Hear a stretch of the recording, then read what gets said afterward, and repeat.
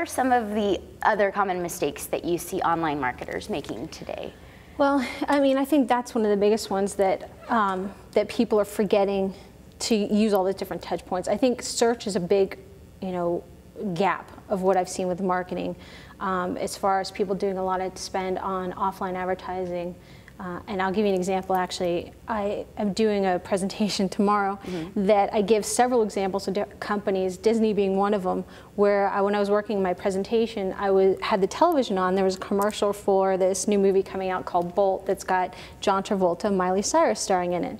So I was like, oh, I wonder if Disney's paying attention. So I went to Google and I looked up Miley Cyrus, who actually is searched for 4 million times a day on Google. Wow. Yeah. It's a lot. They have nothing about the movie, and the movie starts November 21st and runs all the way through mid-February, all around the world. And so I thought, well, maybe, Disney doesn't have any place for people to go. But you go there and they have this huge experience created for them where they have the trailer, they have characters, they have games, they have, all these different things that they can engage with people on, and they're missing it. And all of this effort in a small oversight. And I just saw that in the next weekend I was in Chicago, and there was actually a billboard for Bolt. And I'm thinking, that's a lot of money, and it's less than $1 per click to spend to buy Miley Cyrus. And that's just one of many examples. So that's a common mistake. And another mistake is when people are doing marketing is that, and it goes back to your point about the offline and the online being separated, is that not only that, but they'll also have with an online, for example, they'll have, say, a search group, they'll have an, just an online group, they'll have a social media group, then the offline will have maybe television, radio, and it'll all be separate little silos within those overarching, kind of groups.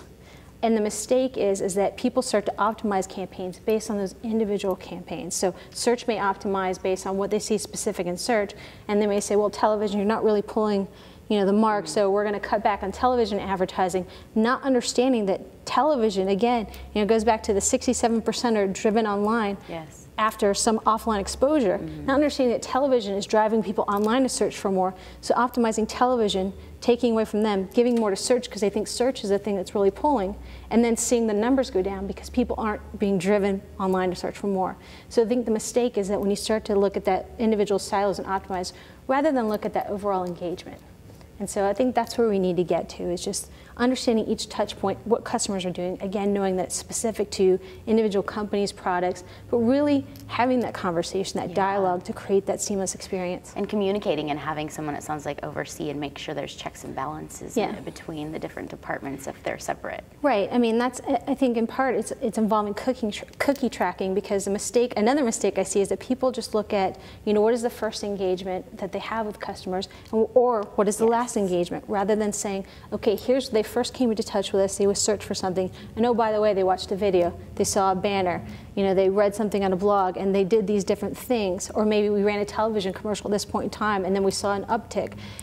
We know a lot of these things, even offline, when we're running, different mediums of offline, and we could see the effect on our numbers and correlated enough to know that, hey, that did have an effect. But really understanding that how many touch points it took to get to that conversion, what does that mean to us? So you have that overall, ROI that's more the integrated look at it, rather than just, oh, search did this or banners did this. Yeah, absolutely.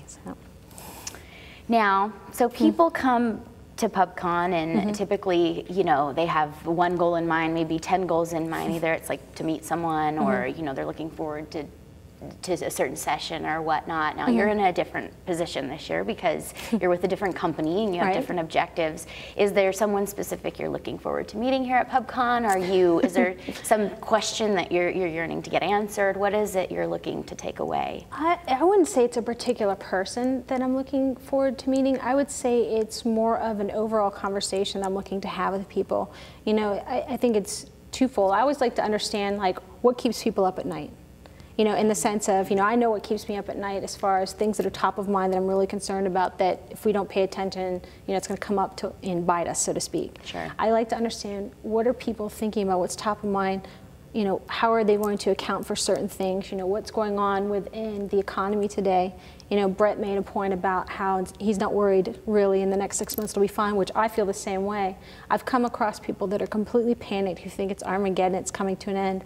I don't believe that to be the case, and so I like to understand, where are people at? You know, where are their heads at, and how are they handling some of these tough times where there are budget cuts, and where, you know, CEOs and other C-suite executives are really cracking down, saying we don't want to spend money on marketing because, you know, that's marketing and that's disposable, and making the most of that money and that time that they can get, you know, during the kind of crunch, so to speak, and how are they effectively managing that for their company, and how do they have those conversations? Because this is a tough conversation. I'm having that conversation now, actually. It is a tough conversation to have, and to really show them that, hey, this is the right thing to do. And so I think for me, it's more about, you know, hearing what others have to say, challenges, opportunities, and that sort of thing. Excellent. You know, because it's always changing. You know, like we heard in the keynote actually how he's saying that, you know, it's doubling every 6 months. Like media is doubling every 6 months. So there's going to be something new and crazy coming up in, you know, 6 months, a year from now. I mean, who knows? You know, Twitter 2 years ago wasn't a big deal. Now that, you know, PubCon's on the first page of Twitter like last night. And so, you know, I always like to understand, you know, what can we be thinking about and how do we get our heads around it, rather than just kind of being stuck into, you know, oh, well, SEO is big today, or, you know, social media is big today. Like what's happening tomorrow, and how do we really deal with some of the challenges we have now. Excellent.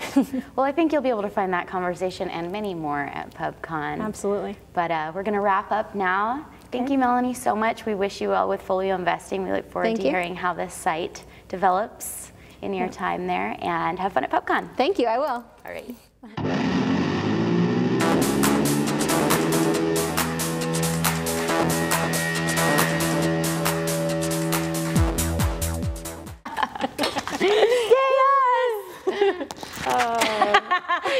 Don't include the yes.